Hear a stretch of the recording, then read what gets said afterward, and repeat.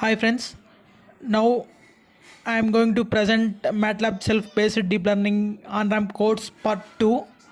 Okay,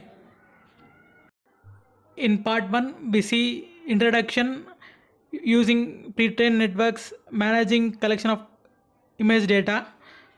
Now in part 2 we are going to see performing transfer learning and conclusion. Okay, these are the subchapters in transfer learning module. Okay, performing transfer learning. Okay, if you want to build a deep learning model to detect which type of flower, like that, then pre-trained networks can classify all images into hundreds of pre-trained categories, from volcanoes, vacuum cleaners, elephants, and cauliflowers, but not not all flower species. Okay, so you can't just use the pre-trained network to determine flowers, but rather than start over from scratch, why not take a network and modify it to fit your problem and train it on some images of flowers. Okay, this process of taking a pre-trained network, modifying it, and retrain it on new data, it is called transfer learning, and it's very effective way tackling many deep learning problems. Okay, right. Why to use transfer learning?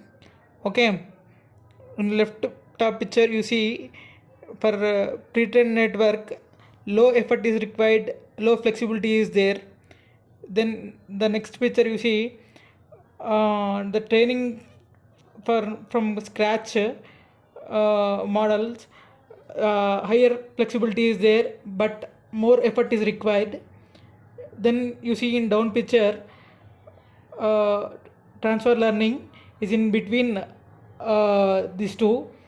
It is for transfer learning, medium effort is required, medium flexibility is there. So it is best to build deep learning models like that.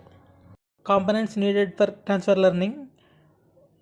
For transfer learning, mainly three components are required. There are network layer, training data, and algorithm. Okay, the point of transfer learning is that you will get the network by starting with a pre-trained network and then modify it. Okay, next you need data to train with. This means you need example images which you already have the correct labels. Okay, in machine learning terminology, this is known as supervised learning. The network will learn from examples with a known correct answer. Okay, you will need to specify a set of training options. Okay, training involves applying an algorithm that interactively improves the network's ability to correctly identify the training images. Okay, this algorithm can be fine-tuned with many parameters. There are batch size, maximum iteration, and learning rate. Batch size is how many training images to use at each step, like that. Okay, maximum iterations is known as the maximum number of iterations to take. Okay, learning rate, or how is known as, or how aggressively new iterations should be changed the network parameter. Okay, and some other parameters also required. uh, we can learn in next slides. So MATLAB needs to you specify a set of these training options when you are training a network. Okay, once you have these three components, the network, the training data, and the options for the training algorithm, training is pretty easy. Pass these three pieces of the train network function. Actually, train network function syntax is new net is equal to train network in brackets data layers and options. Okay, done. Typical workflow for transfer learning. To perform transfer learning, you need to create three components: an array of layers representing the network architecture. Okay, for transfer learning, this is created to modifying a pre-existing network such as Google Net. Images with known labels to be used as training data. Okay, this is typically provided as a data store. Okay, a variable containing the options that control the behavior of the training algorithm.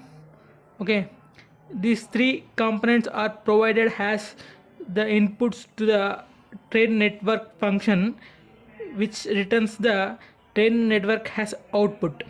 Okay, you should test the performance of the newly trained network. If it is not adequate, typically you should try adjust some of the training options and retraining. Okay, done. Labeling training images. Okay, when training a network, you need to provide known labels for the training images. The flowers folder contains 5 folders, each of which contains over 500 images of one type of flower. The name of the folder can therefore be used to provide the labels needed for training. You can have the data store automatically determine the labels from the folder names by specifying the label source option. The syntax is ds equal to image data store in brackets folder uh, in inverted commas include subfolders comma true comma inverted commas label source comma folder names. Okay, our task is the code at the top of the script creates the data store flwrds. Okay, which gets all the images in the subfolders of the folder path stored in the variable path to images. Okay, then recreate flwrds using the folder names as the image labels.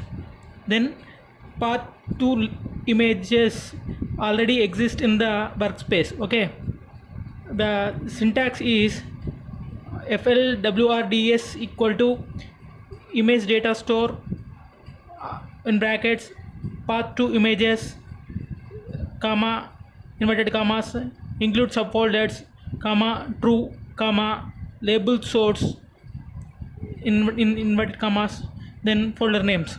Okay, done.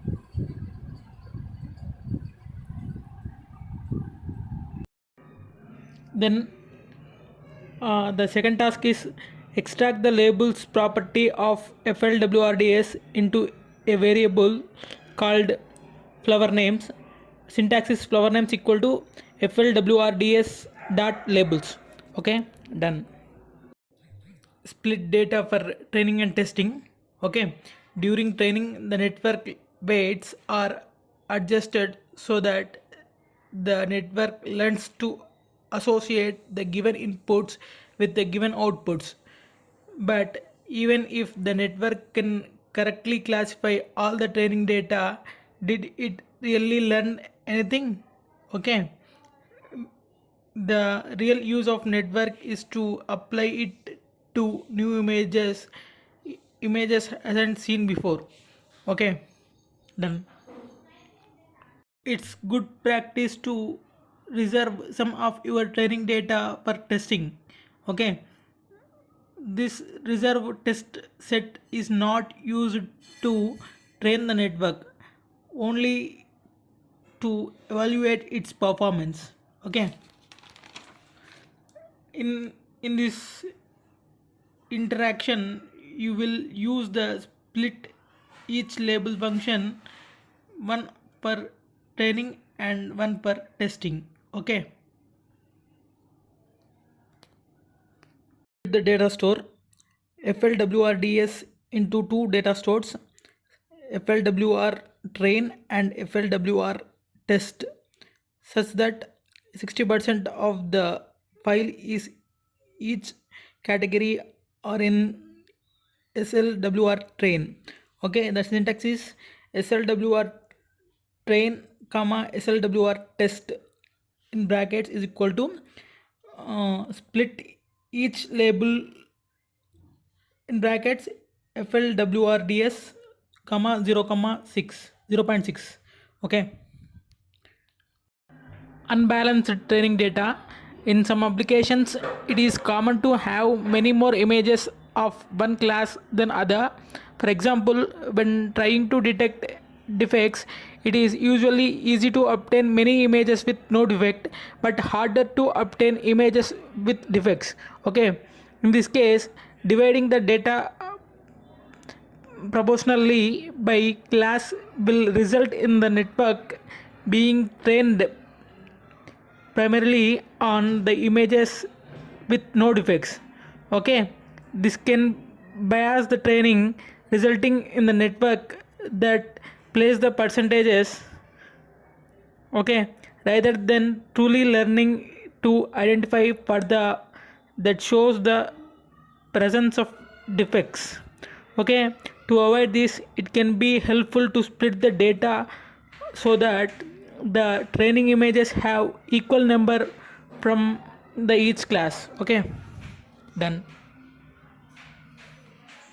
Split the data store FLWRDS into two data stores, FLWR train and FLWR test, such that the random selection of 80% of the files is each category or in FLWR train.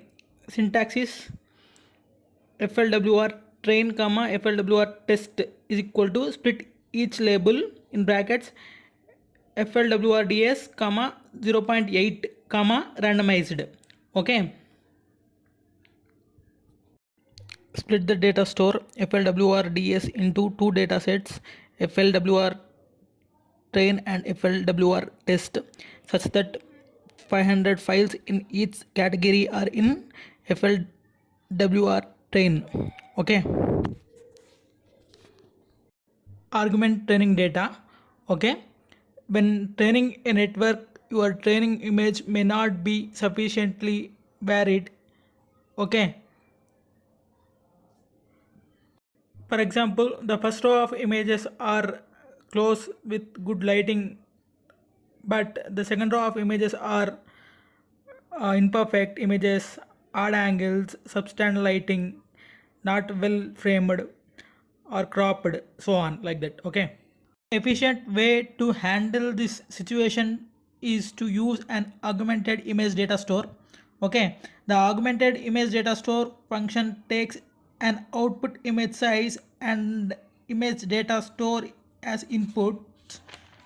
Okay, the augmented image data store that return can be used as the training data input to the train network function. Okay, will be resized, but you can use optional inputs to control the pre-processing behavior. Okay, use the image data argument function to set up a set of transformations that you can apply to your images to make an augmented training set.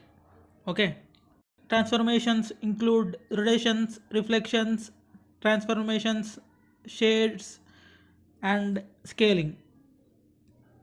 Pass the image data augmented variable to the augmented image data store function as an optional input. Okay, again the augmented image data store can be used as the training data input to the train network function. Okay, your training images are pre-processed automatically during training. Okay, modifying network layers, CNN layer. Okay, you will see that most of the layers are convolution, pulling, and rectified linear unit layers. Okay, this take the original input image and extract various features that can then be used for classification. Okay, the structure of these layers depends on the pre-trained network. The simplest type of network is called serial network.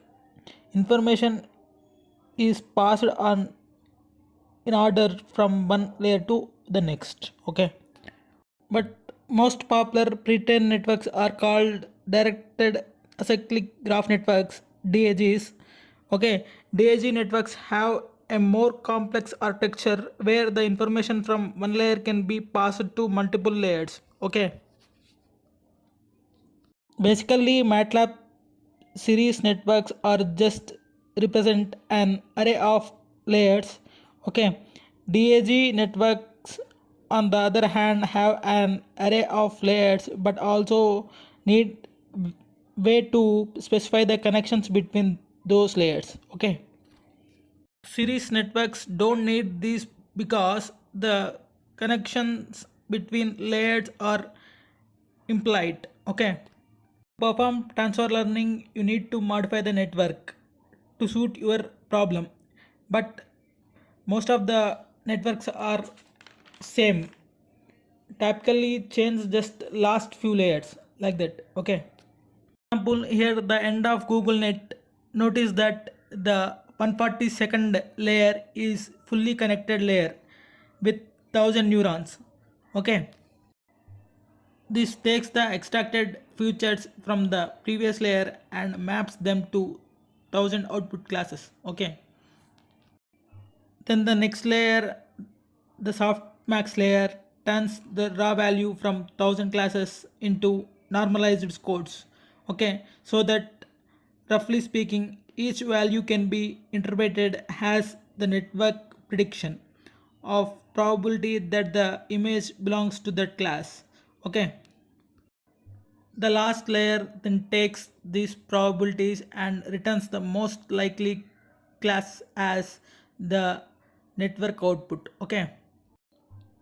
When you change this layer, the layer graph has the same future extraction behavior as the pre-trained network, but it needs to be trained to map these features to your new image classes. Okay. When you train with new data, the network will learn that mapping as well as refine the future extraction to be slightly more specific to your application. Okay. Neural network designer. Okay. You can explore pre-trained networks for create networks from scratch using deep neural network designer app. Okay, on this tabs app under machine learning and deep learning, click the deep network designer icon. Okay, for transfer learning you can choose some of available pre-trained networks. Okay, remember that pre-trained networks need to be installed in the add-on explorer before you can use them. Okay, right. GoogleNet is already installed. Click GoogleNet to import it. This is zoomed out view of entire the architecture. The properties pane on the right contains a summary of the network. If you perform transfer learning, the most relevant layer are the input and output layers. You can zoom in and select the input layer to see the image input size. Okay, to use the network with your data, you will have the resize your image to match. Okay, notice that the input size is a grade output. Since we have imported a trained network, some properties can't be edited. Scroll down to see the output layer. Remember your transfer learning, you need to replace these two layers. Drag and drop the replace from the layers library. Okay, in the fully connected layer, the set output size to the number of classes in your data set. then you can delete the original layer and connect your new layers. Okay, you should probably check that your new architecture is valid before you try to train it. Click analyze in the tool strip. There are no errors. Okay, now you are ready to use this layers for transfer learning. You can perform training with the deep network designer. Export the network to the workspace. Okay, right. Okay, modify layers of pre-trained network. Okay, the task is in the start page, open the Google Net, then zoom in on the final layers of the architecture to see the layers that you will modify in the next few tasks. Okay, then task 2 is add a new fully connected layer of convolution and fully connected. Okay, in the properties panel, set the output size to 5 for the 5 types of flowers. Okay, done. Then in third task, replace the last fully connected layer of the network with a new layer you just created, and the layer that you need to replace has named last 3 classifier. Okay, done. Create a new classification layer output. Okay, replace the existing classification layer with your new layer. Okay, done.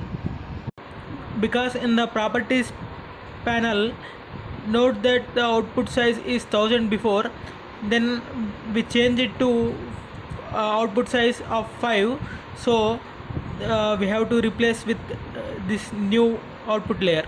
Okay, what are the options you can set to control network training? Okay, you can see the available options for chosen training algorithm by using the training options function. OPTS equal to training options of SGDM. Okay, this creates a variable OPTS that contains the default option for training algorithm, stochastic gradient descent with momentum. Okay, the syntax is OPTS equal to training option of SGDM in inverted commas. Okay, done. Create a variable called OPTS with the default training algorithm options for the SGDM optimizer, except for the initial learning rate option, which should be set to 0.001. Okay, done. Performing training. To perform transfer learning, you need three things as you said before. There are network layers, training data, algorithm options. Once you have these three components, training is easy. For example, you see here, new net is equal to training network of data layers and options in bracket. Okay, this is there. Just give these three items to the train network function and set it running. Okay, when it's done, you will get back the newly trained network with layers just like input network but with updated weights. By default, you will see a text display showing the progress of training. Okay, accuracy is the percentage of training images that the network classifies correctly. You want to see that increasing during your training. However, accuracy don't measure how confident network is about each prediction. The loss is a measure of how far from the perfect prediction the network was totaled over the set of training images. Okay. Okay. Okay. Mini batch. Okay. At each iteration, a subset of the training images known as mini batch is used to update the weights. Each iteration uses a different mini batch. Okay, once the whole training set has been used, that's known as an epoch. Okay, here you see training on single GPU, initializing image normalization. They give epoch, iteration, then time elapsed, then mini batch loss, then mini batch accuracy, then base learning rate, all given in table. Okay, then the maximum number of epochs, max epoch, and the size of the mini batch size are parameters you can set in the training algorithm options. Okay,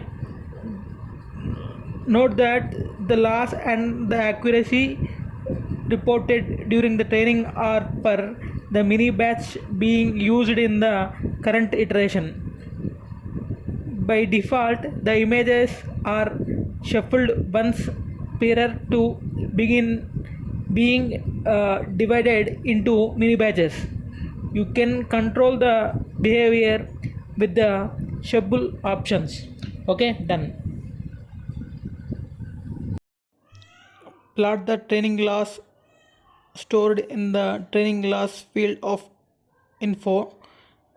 The syntax is plot info dot training loss. Okay.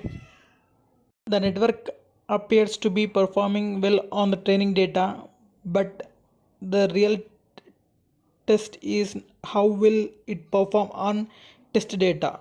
Okay, usually the test data would contain about 10% of images, but to keep the code execution time short in this task, you will only test 1% of data set.